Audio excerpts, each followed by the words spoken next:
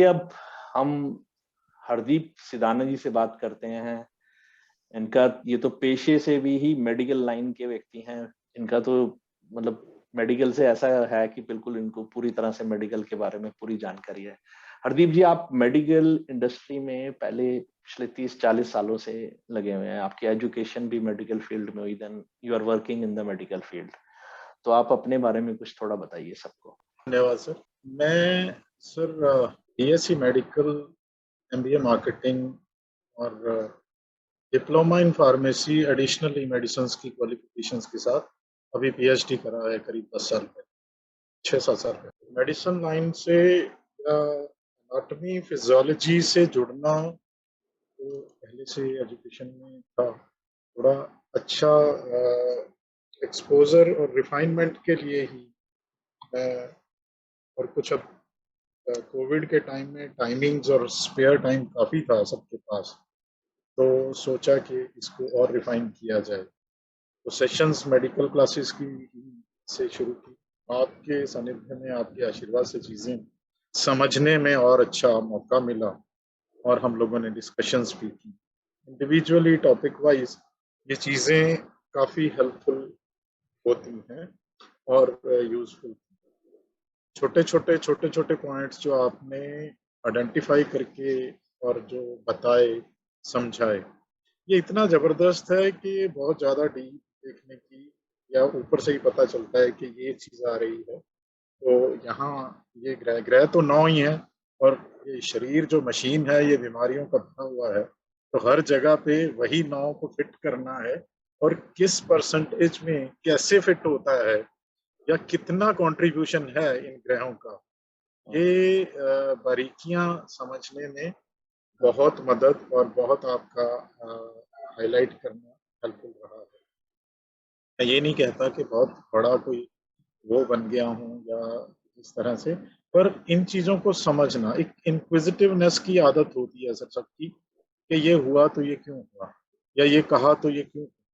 अभी पीछे different groups में चलती रहती हैं चीज़ें, तो एक जन ने कुंडली डाली हुई थी और जैसे ही ये चीज़ आई शुक्र के कॉम्बिनेशन से, सिंपल सी मतलब 4 ऑप्शंस दी हुई थी कि प्रॉब्लम क्या है। आई की रेटिना की प्रॉब्लम को आइडेंटिफाई करने में बहुत मदद मिली और इतना ही कहा कि sugar is related to it, definitely retina is crippled और डैमेज्ड। तो वो चीज वैदिक का एक मेन ग्रुप था। मेरा मतलब ये चुनना या ढूंढ पाना, ये स्क्रीनिंग के लिए आपकी दिशाएं दी हुई बहुत काम आती है। इट इज़ वेरी गुड और हेल्पफुल तो है ही। पर्पस एस्ट्रोलॉजी का तो यही रहता है कि हम लोग पूरा लाइफ को इजी कर पाएं या उसको प्रॉब्लम्स को समझने में जहाँ तक की मदद कर पाएं, तो ये टूल सारे बहुत मदद करते हैं। और हेल्थ, शरीर तो सबका ही है, सबका ही जुड़ा हुआ है, सबको ही कोई ना कोई तकलीफ मशीन में आती ही आती है। तो वो कैसे हेल्पफुल है या कैसे करेंगे, ये चीज़ें काम, बहुत काम सीरियस। और मैं आपको बहुत धन्यवाद देता हूँ ये चीज़ें डे वाइज हमें। मनोज जी, आप कोई बात करना चाहेंगे हरदीप जी से? जैसे पूछना चाहूंगा कि अभी कितना टाइम से आप कर रहे हैं और मतलब कैसा आपको अनुभव हो रहा है? सर थोड़ा क्लियर करेंगे क्या कर रहा हूँ कितने टाइम से? मैं एक्चुअली मेडिकल फील्ड में कितने देर से हूँ या एस्ट्रोलॉजी में कितनी देर से? नहीं, एस्ट्रोलॉजी, एस्ट्रोलॉजी जी जी मेडिकल सर, एस्ट्रोलॉजी। जी जी जी बहुत शुक्रिया। मेडिकल एस्ट्रोलॉजी मैंने पिछले साल ही कोविड के दौरान सर से सेशन शुरू किए, इन्हीं दिनों में मई जून जुलाई में ही हम लोगों ने सेशन लिया। 2-3 महीने मुझे याद है सर ने कोविड पे एक लेक्चर रखा था, ओपन इन्विटेशन था सबका। आई appeared in that for the first time. मेरी इंट्रोडक्शन नहीं थी, सर का नाम तो वर्ल्ड फेमस है, सब जानते हैं, पर एक जानने की और मिलने की इच्छा हुई कि सर कुछ कंडक्ट कर रहे हैं तो लेट मी बी देयर। तो वहाँ थोड़ा सा डिस्कशन कोविड पे हुआ था, जिसमें 1-2 point medical point of view से रखे थे, एस्ट्रोलॉजिकली तो नहीं।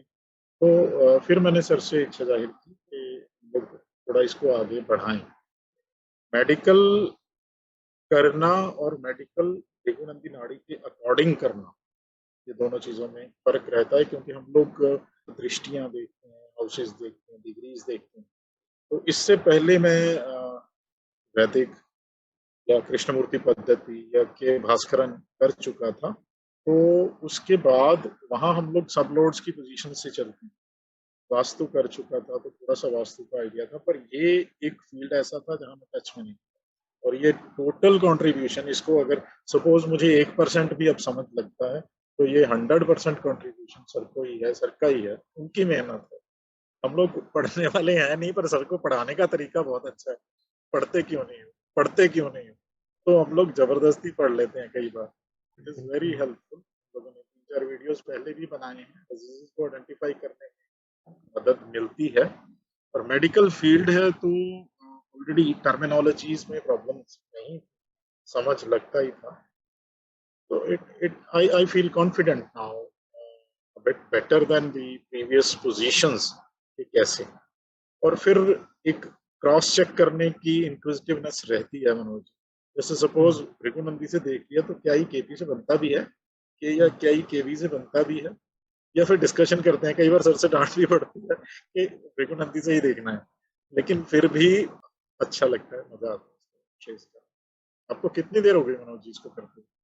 नहीं जैसे आप पिछले साल बता रहे थे तो इसी साल बस, अभी अच्छा, अभी जी।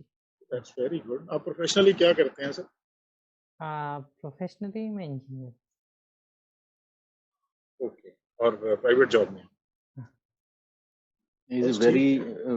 बड़ी प्रेस्टिजियस पोजीशन पे एक आईटी कंपनी में बहुत बड़ी पोजीशन पे काम करते हैं। हाँ, मतलब बहुत मैं आपको कई बारी बताता ही हूँ, जैसे अपने विक्रम जी हैं, वो भी आईटी से जुड़े हुए हैं, कामनी जी भी आईटी जी, से जुड़े हुए हैं। जी।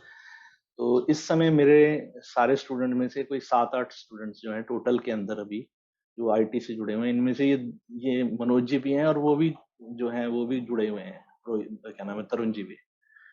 वो भी थोड़ा अच्छा, उनका बिल्कुल। कंप्लीट नहीं है, तो आधे से ज्यादा तो पूरा आईटी वाला ही काम है। काफी मतलब इस चलिए। समय काफी सर लोग हैं जो आईटी वाले जो हैं इस समय एस्ट्रोलॉजी कर रहे हैं। That's a great thing. आप अच्छी बात यह है कि यस। एजुकेटेड लोगों का आना और उनका इसके अंदर इंटरेस्ट होना, ये साइंटिफिक तरफ एक स्टेज आएगी, जो आगे चल के ये स्टेज बनेगी। जो लोग वो होंगे, वो सारे के सारे साइंस बेस, पूरा साइंस के आधार पर चीजों को जब रखेंगे लोगों के बीच में, तो बहुत अच्छा होगा। मेरी तो बल्कि प्रार्थना है भगवान से कि कुछ आयुर्वेद वाले लोग भी जुड़ें, जिनको आयुर्वेद पे बहुत अच्छी पकड़ है, वो लोग ज्योतिष सीखें तो वो बहुत बड़े कमाल कर सकते हैं साथ साथ। जी, डेफ़िनेट, डेफ़िनेट। ये मैं भी इस चीज़ से सहमत हूँ। जी। थोड़ा-सा लैंग्वेज प्रॉब्लम्स रहती हैं हमारे यहाँ एरिया वाइज़ कई जगह, तो आयुर्वेदाचार्यज़ कई बार इसमें नहीं आते, या मेडिकल की टर्मिनोलॉजीज़ तकरीबन सारी इंग्लिश पॉइंट ऑफ व्यू से है। पैनक्रेटाइटिस है या फिर और सिरोसिस है, तो हम लोग इंग्लिश से ही डील करते हैं, जिसको आयुर्वेदाचार्यज़ डिफरेंटली प्रोनाउंस करते हैं। तो तो उससे हमें नाम बुलाने से कोई अंतर नहीं है। देखिए, अगर उनको ज्योतिष की जो प्लैनेट्स की समझ में आ गई, राशियों की, ग्रहों के बारे में अच्छे से समझ में आ जी, गई, वो अपनी भाषा में अपनी चीजों को बेहतर तरीके से रिजोल्व कर पाएंगे, और जी, समय बिल्कुल, से बिल्कुल। बहुत पहले समस्याओं को देख पाएंगे और उसका समाधान दे पाएंगे, जी, जो सबसे जी, ज्यादा जरूरी है। बिल्कुल। टू द पॉइंट जो रेमेडीज़ उनके पास बहुत अच्छी हैं, हम तो सिम्पटम्स को क्लियर करते हैं। मैं एलोपैथी जुड़ा तो हुआ हूँ सिम्प्टोमेटिक ट्रीटमेंट्स हैं। कई आयुर्वेदिक लोगों के साथ जुड़ा हुआ हूँ, तो मैं देखता हूँ कि उन लोगों को रोगों के ऊपर बड़ी अच्छी समझ है। वो सिम्पटम्स के जी, बेसिस पे ही रोग हैंडल करते हैं। वो कोई ऑनलाइन चल रहा है सारा कुछ आज की डेट में, सारा कुछ जी, सिम्पटम्स के बेसिस पे, और बहुत अच्छे रिजल्ट हैं। मैं ये कहूंगा more than 75%, 80% result are very good. जी, श्योर होके कह रहा हूँ मैं बात। बट उसी समय में सबसे बड़ी समस्या यही है कि भाई हर आदमी इंटरेस्टेड नहीं होता, तो उसकी वजह से भी जी, दिक्कत। चलिए, खैर, जी, जी। आज आप कौन से विषय में बात करना चाहेंगे? सर हमारा जो शरीर है उसके रोगों की जड़ तो पेट ही है। हर चीज़, हर बीमारी कहाँ से शुरू होती है? वो पेट से ही। कुछ भी करें तो कुछ भी ढूँढें, roots they are always they are visible through the abdomen. तो पेट में ही इतना कुछ है कि कॉम्प्लेक्स हो जाता है कई बार। उसी के रेलेवेंस में बहुत सी स्पेशलिटीज डॉक्टर्स की हैं। एक नेफ्रोलॉजी एक ऐसा सेगमेंट है जो किडनीज को डील करता है, या फूड का जो डाइजेशन है वो एंड लेवल पे, एक्सक्रीशन लेवल पे जब पहुंचता है तो उसमें जो ऑर्गन्स इन्वॉल्व। तो मैं किडनी से रिलेटेड प्रॉब्लम्स, नेफ्राइटिस और किडनी रिप्लेसमेंट्स सेगमेंट तक जो पहुंचती हैं, ऐसी एक मेरे पास चार्ट मिला। जनरली ये डिजीज पोस्ट 40s या पोस्ट 45, जब ये मशीन थोड़ा सा पुरानी या एज ओल्ड हो जाती है तो विजिबल होती है, या ये कोमॉर्बिड स्टेट और बीमारियां जुड़ी होती हैं जब साथ में, तो सामने आती है। पर एक ऐसा केस था जिसमें एक बहुत अर्ली स्टेज में ये प्रॉब्लम हुई और उसने काफी कॉम्प्लिकेट किया। तो इच्छा हुई कि ये यहाँ क्यों हुई। तो एक डेट ऑफ बर्थ आप प्लीज अगर ठीक समझे चार्ट बना लें। ये 2003 बॉर्न एक जातक है, मेल, 18 नवंबर 2003। नवंबर 18 2003 सुबह 6 बजे का चार्ट है, और बूंदी कोटा जो राजस्थान में है वहां का चार्ट है। इसमें जी जी जी, तुला यस लगन यस की कुंडली है ये। जी, तुला लगन। सर जातक का जन्म तुला लगन में अगर देखा जाए, और शुक्र तुला का लॉर्ड, बेसिकली शुक्र खुद तुला लगन की कुंडली सिंह राशि की कुंडली। और चर्चा का ये विषय हमारा हेल्थ ही है, तो सीधा पॉइंट्स पे ही इसको डिस्क्रिप्शंस देने की कोशिश करता हूँ। लग्नेश तुला शुक्र लॉर्ड हुआ, और वो बैठा है खुद मार्केश की राशि में, वृश्चिक, जो कि सेकंड में, और साथ में 12th का लॉर्ड स्पेशली बुध भी है। लग्नेश तो ट्रिपल्ड हो ही गया। इसके साथ अब लगन को देखूं तो लगन का नक्षत्र भी, लगन का ऑक्यूपेशन, लगन में केतु का होना, ये भी एक बहुत बड़ी प्रॉब्लम को इंडिकेट करता है। लगन का नक्षत्र विशाखा है, गुरु इसका लॉर्ड हो गया, और ये पहले चरण का है, जिसका बेसिकली मंगल लॉर्ड बन जाता है। अब मंगल तो यहाँ मार्केश भी है और डबल मार्केश का काम करता है, तो फिफ्थ में बैठा है। तीसरा पॉइंट यहाँ आता है, यहाँ पे गुरु अकारक भी है, उसकी इन्वॉल्वमेंट भी है, और लगन इस हिसाब से बुरी तरह से डिस्टर्ब है। लग्नेश इस हिसाब से बुरी तरह से डिस्टर्ब है क्योंकि 12th के साथ है, और लग्नेश शुक्र स्पेशली बुध और केतु के बीच में डिग्रीज को कैरी करता हुआ है इटसेल्फ। अब शुक्र खुद भी मैं देखूं तो उसका नक्षत्र ज्येष्ठा है सर, बुध का है, और वो बुध इज 12th लॉर्ड अगेन, और तीसरे चरण का है, तो सैटर्न शनि इसमें इन्वॉल्व हो जाता है। अब शनि यहाँ वक्री भी है सर, जो 8th के टच में है, जो रेट्रोग्रेड पोजीशन में 8th को टच कर देता है। तो इस हिसाब से शुक्र खुद लग्नेश डिस्टर्ब हो गया, शुक्र केतु बुध के में फंसा हुआ हो गया, और उसके बाद अब चंद्र लगन को देख, मेन लगन के अलावा चंद्र लगन में अगेन गुरु साथ में है, जो कि अकारक के साथ में है, और ऊपर से मंगल जो कि डिस्टर्ब भी है, और उसका क्या बोलते हैं 7th पोजीशन में बैठा है, और उसकी दृष्टि चंद्र के साथ गुरु का अकारक का 6 लॉर्ड का होना, 6 to 6 अगेन 11th में बैठना, और गुरु का चंद्र से ज्यादा पावर, कारक भी है और कंट्रोल भी करता है। इस हिसाब से चंद्र की लगन को भी डिस्टर्ब कर रहा है। अब यही चंद्र का नक्षत्र देखूं तो मघा, अगेन केतु का नक्षत्र, again it indicates birth defects, जन्म से ही कुछ ना कुछ डिस्टर्बेंस, कुछ प्रॉब्लम्स वो इंडिकेट कर रहा है। तीसरा लगन हम जो ध्यान देते हैं वो अक्सर सूर्य लगन को देखते हैं। लगन भी डिस्टर्ब हो गया, चंद्र लगन भी हो गया, तो सूर्य लगन को देखूं तो सूर्य की डिग्री बहुत ही कम है, और इस सीक्वेंस में उसको कंट्रोल भी अल्टीमेटली शुक्र कर रहा है और बुध के साथ है। लेकिन वो खुद सूर्य विशाखा नक्षत्र अगेन गुरु का नक्षत्र है, जो कि अकारक है। चौथे चरण का है, तो चंद्रमा, चंद्रमा अगेन ट्रिपल्ड बाय गुरु है, फिर विशाखा का रोल आ गया। सूर्य खुद जो अष्टमेश के साथ बैठा है, 12th लॉर्ड के साथ बैठा है। Immunity is very low already by birth, और ये जातक यही सूर्य अगर मैं देखूं तो बाधका भी है। ऑल दीज कॉम्बिनेशंस तीनों लगन मुझे डिस्टर्ब लगे। उसके बाद अगर मैं चारों केंद्र देखूं तो उसमें भी डिस्टर्बेंसेस दिखती हैं। एक और ऑब्जर्वेशन थी सर, 3-6-11 कॉम्बिनेशन जब यहाँ आ गया तो जिंदगी में प्रॉब्लम्स तो खत्म हो, ये वैसे ही दिक्कतें बहुत क्रिएट करता है। अकारक का संबंध है, डिस्टर्बेंसेस अगेन है, तो ये इटसेल्फ सारी समस्याएं देने के लिए पर्याप्त है, सेल्फ सफिशिएंट ये भी लगता है। अब ये तो डिस्टर्बेंसेस हो गई, अब ये बीमार क्यों होगा? अब अगर मैं इस चीज पे क्वेश्चन करूं तो लगन लग्नेश डिस्टर्ब हो गया, इसी लगन लग्नेश का तीनों त्रिक भावों से संबंध है सर, 6 भी 8 भी और 12, तो उसकी इन्वॉल्वमेंट आ गई। अगर इसकी मैं क्लोजली ऑब्जर्वेशन नाड़ी के हिसाब से 159 भी देखूं तो अगेन शनि मंगल केतु का सीक्वेंस वहां पे भी, और केतु एक लीडिंग पावरफुल रोल में वहां पे भी आता है, क्लियरली इंडिकेट करता है कि जातक को बीमारियां तो होंगी, बीमार तो ये हो। अब ये बीमारी क्या होगी, इसकी जब इन्वेस्टिगेशन करें तो लगन का नक्षत्र विशाखा हो गया सर, चरण पहला, गुरु और मंगल का रोल इसमें आता है।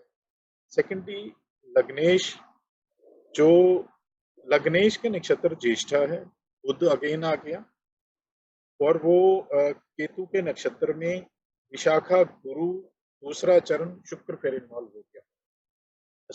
गुरु की इन्वॉल्वमेंट लगन में भी लग्नेश में भी, सूर्य लगन नक्षत्र फिर विशाखा आ गया, अगेन गुरु की इन्वॉल्वमेंट, और ये चौथे चरण का चंद्रमा भी इन्वॉल्व हो गया तो गुरु वहां पे भी कंट्रोल करता है। सर एक लाइन, गुरु और चंद्रमा एक किसी तरह की हाइपर सेक्रीशंस को इंडिकेट भी करते हैं, बॉडी में कुछ ना कुछ हाइपर सेक्रीटेड भी है जो कि बाधका की राशि में बैठे हुए हैं।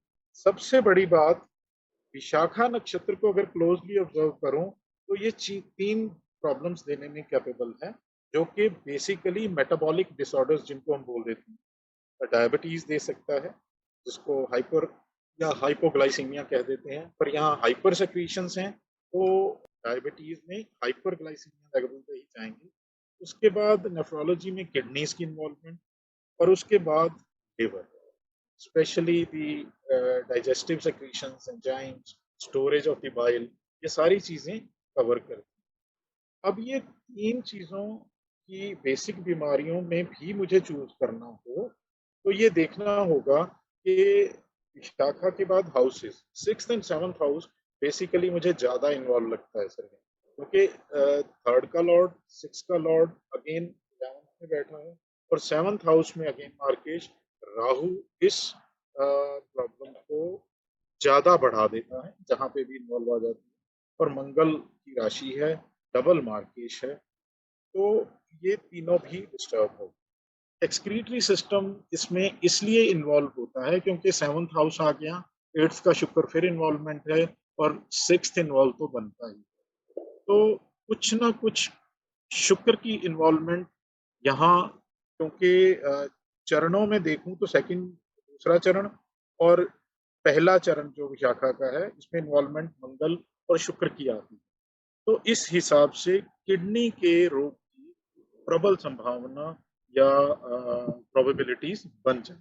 जब भी 6-7 इन्वॉल्व होगा, शुक्र इन्वॉल्व होगा, बुध और गुरु तो सपोर्टिव है ही, जो कि इस सेक्रीशंस को, रिफाइनमेंट को करते हैं। Kidneys again the bean shaped organ, जिसका पूरा काम ही सेक्रीशंस में या रिफाइनमेंट में है, तो ये बुध गुरु की सपोर्ट से ही उसको कंप्लीट करते हैं, तो किडनी रोग की संभावना से इनकार नहीं किया जा सकता। यहाँ तुला राशि भी इन्वॉल्व है सर, देखा जाए तो बुध गुरु शुक्र भी इन्वॉल्व है, राहु और 8th भी इन्वॉल्व है, तो मुझे ये लगता है ये सिंगल किडनी डैमेज नहीं, क्योंकि राहु रोग की इंटेंसिटी को मल्टीफोल्ड बढ़ा देता है, तो यहाँ दोनों किडनीज इन्वॉल्व होने की पूरी संभावना बन जाती है। और डुप्लीकेसी भी राहु से देखेंगे तो मुझे लगता है कि किडनी की रिप्लेसमेंट की भरपूर कोशिश जरूर हुई होगी, क्योंकि आर्टिफिशियली कुछ ना कुछ या रिप्लेसमेंट में कुछ ना कुछ इसका रोल जरूर आएगा, और इसकी कोशिश हुई भी होगी। अब 7 इन्वॉल्व है, फिफ्थ हाउस का अगेन इसमें रोल आ गया, तो लिवर पेनक्रियाज के भी डैमेज होने की इसमें पूरी संभावना है। और लिवर ऐसा ऑर्गन है जिसकी डैमेज के बाद ये और ऑर्गन्स को इन्वॉल्व करता ही है, तो लेटर स्टेज में इसने मल्टीपल ऑर्गन फेल्यूर या डैमेज को जरूर इंडिकेट किया होगा या इन्वॉल्व किया होगा। अब ये 2003 का बॉर्न है, तो ये समस्याएं कब हुई, इसकी टाइमिंग्स को मैं चेक कर रहा था सर। प्रोग्रेशन और जो दशाओं का सिस्टम है, केतु में इसका जन्म हुआ सर 2003 में।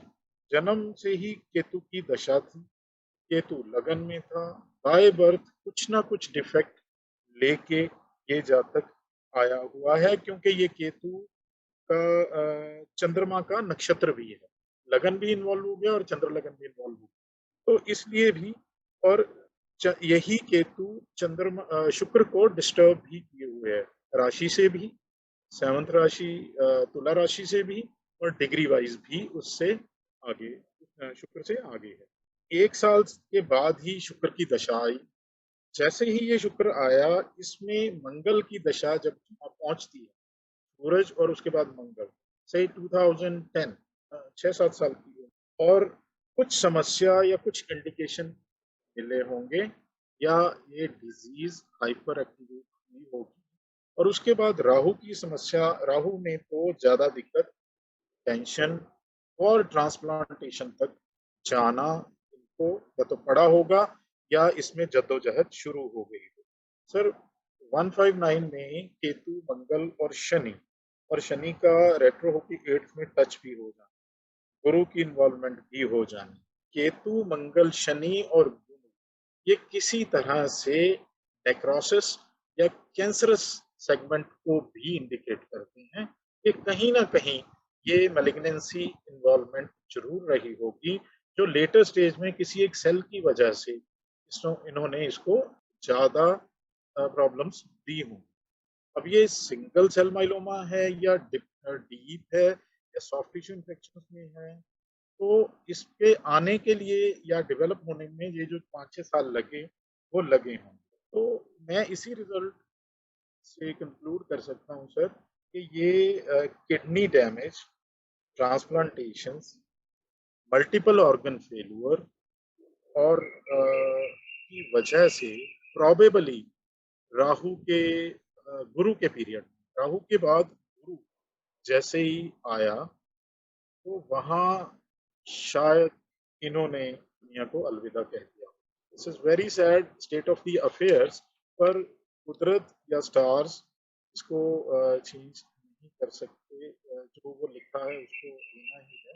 लेकिन ये संबंध 9th हाउस का सैटर्न से मिलना, और ये भी इंडिकेट करता है 459 का कि कुछ ना कुछ पिछले प्रारब्ध, 59 इन्वॉल्व है सर, उसकी इन्वॉल्वमेंट इस बर्थ में एक कर्जा चुकता में करनी ही पड़ी। बाकी सर आप बैठे हैं, इसमें अगर कुछ आपको डिफरेंट व्यू लगता है तो बताइए।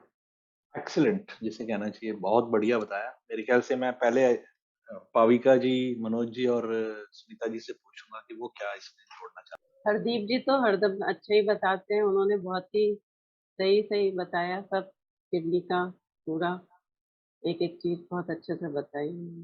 थैंक यू पाविका जी। आप कुछ जोड़ना आप चाहेंगे? उन्होंने सब बता ही दिए, मैं क्या जो सुनीता जी आप? सर हरदीप जी तो मेडिकल एस्ट्रोलॉजी में जिसे कहते हैं नंबर 1 है ही है, पाविका भी नंबर 1 है, दोनों ही बराबर की ही टक्कर के हैं। तो दोनों का ही मतलब अपने अपने उसमें दोनों ने ही बहुत अच्छा बताया, और कई चीजें मतलब ना होते हुए भी मेडिकल का चीजें समझ में आई कि कैसे क्या मतलब हुआ और किस तरह से मतलब प्लैनेट ने इनको ये इस तरह का रोग दिया, और किडनी वाला और मल्टीपल जो ऑर्गन फेलियर का भी इन्होंने बताया, तो वो भी काफी अच्छी जानकारी दी। मतलब इनके वीडियो से बहुत ही अच्छा काफी कुछ सीखने को मिला मुझे। जी sir. Thank you Sunita ji, thank you so much. Manoj जी?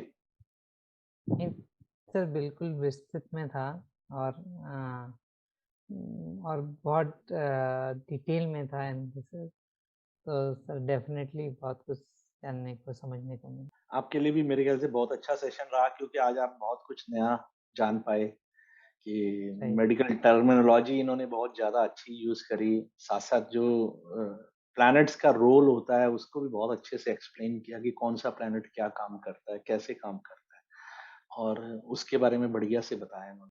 बहुत बहुत बढ़िया, एक्सीलेंट जो वर्ड है वो कम है। आपने इतने अच्छे तरीके से बताया कि सभी के लिए ये एक एग्जाम्पल वीडियो के तौर पे रहेगा कि कैसे मेडिकल एस्ट्रोलॉजी में कुंडली के माध्यम से किसी भी रोग को आसानी से देखा जा सकता है। इवन टाइमिंग ऑफ इवेंट्स भी आपने बड़े अच्छे से बताए, क्योंकि किसी भी कुंडली में अगर जब शुक्र जैसा जो ग्रह मारक भाव में बैठ जाए, मार्केश के साथ बैठ जाए, तो भी काफी ज्यादा प्रॉब्लम क्रिएट करता है। यहाँ मार्केश के साथ तो नहीं है, लेकिन मारक भाव में बैठा है, और शुक्र सबसे ज्यादा डैमेज करने वाले प्लैनेट्स में से एक है जब वो प्लैनेट डैमेज करने पे आता है। तो ये बहुत अच्छे से आपने बताया। इसमें मैं सिर्फ इतना ही जोड़ूंगा कि इसमें छठा और आठवां भाव जो पापकत्री है, और 12वां भाव भी पापकत्री है। अगर आप देखना चाहें, 12वां भाव नहीं, छठा और 8वां भाव पापकत्री है, और लगन और सप्तम भाव दोनों पे पाप प्रभाव है, और दोनों राशियों पे भी पाप प्रभाव है। यहाँ यस आसानी से इसको आइडेंटिफाई किया जा सकता है कि इनसे संबंधित प्रॉब्लम्स डेफिनेटली बहुत ज्यादा रहने वाली है।